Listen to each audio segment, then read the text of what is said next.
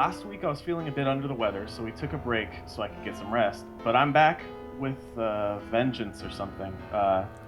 This week I'll be talking to Rob, Robert Hodge about the art design process for Dimension Door. Nice to meet you, Robert, who I have never spoken to before. Nice to meet you too. So let's jump right in it. Can you tell me a bit about the art direction you are going for in Dimension Door? Yeah, so we're trying to go into a very scenic direction. We want all our images to intertwine with at least like one or two of our other images. And this creates a sense of unity in story.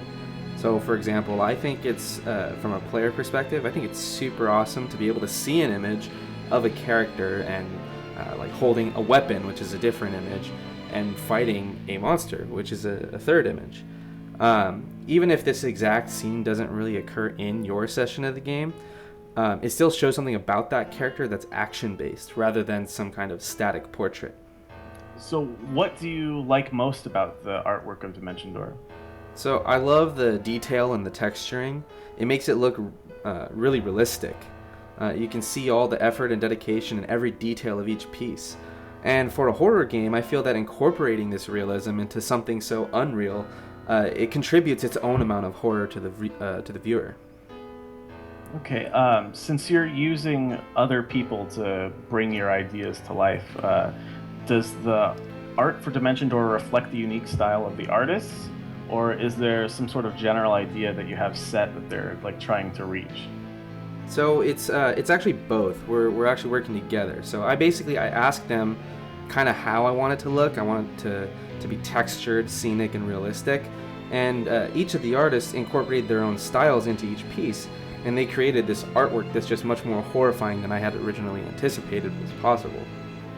It's always nice when something comes together like that. Yeah. What requirements must be met before a piece of art is deemed ready to be viewed by the public? So we've been posting 2D images in nearly all the stages of the process, so there really isn't any requirement. From concept art to polished pieces, as long as there's color, that's where we're interested in showing the audience. Okay. Do the other aspects of the game, like mechanics, come into the conversation during art creation process? Yeah, so the artists actually have access to all the game content and how each asset works in-game, so they can see all the different abilities and the different mechanics. And they always take into consideration how the monster or item or character would work in-game and reflect that upon the art piece they create. And then we actually discuss it and make sure we're all on the same page with that piece. And all this artwork's going to be in the game, so how will we interact with it if it's a 3D game? So in the UI, there's a HUD where players will be constantly interacting with it.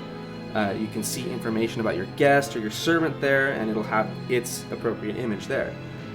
Whenever you click on an enemy or just another unit, or even an item on the floor, you can bring up its info and stats onto the HUD, and it'll display the image also. And all of these images are the 2D images. So even though your 3D guest will be fighting a 3D monster, you'll see the 2D images among all of its info in the HUD. And we'll also have this kind of compendium in the game that contains all info about the game mechanics and game concepts, which will also show off the artwork. Speaking of mechanics and artwork, we came back with another Monster of the Week today. This week we have the Witch. I wanted to talk about her specifically because she's the first humanoid that we've encountered in all of these weeks. Is there anything special about humanoid monsters in Dimension Door? Yeah, so a couple things. First of all, unlike aberrant creatures, when you kill them they just die, humanoid monsters actually drop items that you can use. And on top of that, they're actually weaker. They deal only 1 point of damage. They're using essentially their fists, unless otherwise stated.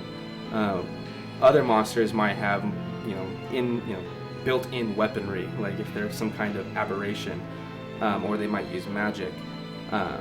But the witch and other humanoid monsters in the game are just like a guest. Without a weapon, they're very weak. They only deal 1 point of damage. using their fists. That being said, the witch is actually ranged because it uses an eldritch blast, but it still does only 1 point of damage with that. I really don't want to be punched to death. That doesn't sound like a fun way to go. That's okay. She'll punch you from afar with magic. You said that they're using their fists. Is it possible for them to obtain weapons? Certain monsters, humanoid monsters, will have weapons, and when they die, they'll drop them. Okay. Speaking of the drops, are the drops random, or are they based on the type of monster that dropped them, or the humanoid monster that dropped them? Yeah, so each humanoid will drop a not really specific, it's a random among a category item. So the witch will drop scrolls that you can use to cast spells. Oh, that's interesting. What kind of powers does the witch have of her non-existence leaves? So other than being able to throw a blast of energy at a range, she also is strong against magic. So if someone's casting a spell on her, it deals less damage. And on top of that, whenever you fail a dread check against it, it summons a demon. Just one demon, and that demon is tied to the witch. So if you kill the witch before the demon, then the demon will also die with it. But if you just kill the demon, it can keep bringing it back. Okay, but what if a witch covers herself in an ichor so that she's not weak to magic or physical attacks? I don't think she is that resourceful, and she might fight the ichor. Oh, okay. Well, I was hoping there would be some kind of team-ups for super villains here. So, like the imp that we talked about before, the witch has had many variations across many cultures in their myths. What did you base your witch off of? So, this witch is based more on a succubus. So, a succubus normally has wings and horns and a tail. So just chop those off. That's kind of painful, but remove those. And we have this witch that uses its charm and its appearance to kind of lure in the enemy, and then kill them when they summon this demon. By punching you from across the room. And the demon will too. Oh yeah, of course. Yes. Does he also punch you? It depends, and actually that's the interesting thing. This is where multiple monsters interact. The witch summons a demon, which is a category in the game, so it can summon any of a random demon among the list of monsters you can still encounter, including the Outer Fiend, which we spoke of before. Okay, so you probably want to drop the witch before she has a chance to summon something to fight you. Exactly. Why did you decide on that particular type of witch? Originally, the witch actually started as a game mechanic, one of the few that started as a game mechanic, and I had a bunch of different ideas kind of compiled together. What should this thing do? And it came down to either, summoning a demon or having like really crazy set of spells it could cast. And I decided it'd be easier and a lot cooler if it just brings in another monster. So once I established that game mechanic, we as in me and the artists, worked together to create this particular witch, and we actually agreed that a more sexier kind of witch would fit the description better. Okay. Will she summon a demon who can summon other demons, so you have this sort of clown car effect? Clown car effect.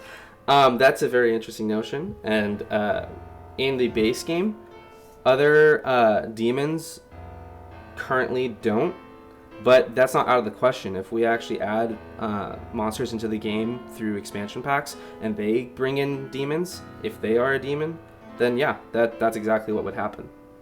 Okay, so you're saying if you made an expansion that added more demons, she would be able to summon the expansion demons? Yes.